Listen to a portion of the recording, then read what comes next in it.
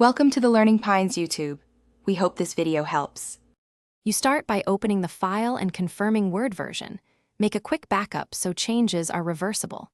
Once done, go to File, then Info to see the author field and related properties.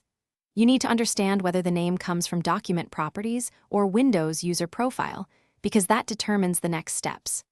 Make sure to note if the file is in OneDrive or shared, as Cloud Sync can overwrite metadata. Save a personal copy to work safely. You now edit the document properties directly to change the author.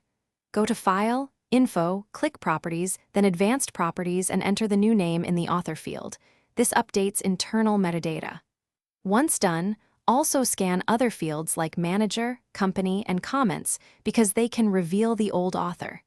If the document has tracked changes or comments, make sure to accept or remove them, or use Inspect Document to scrub personal information. Finally, change your Word user profile so future documents use the right name, File, Options, General, Edit username, and initials.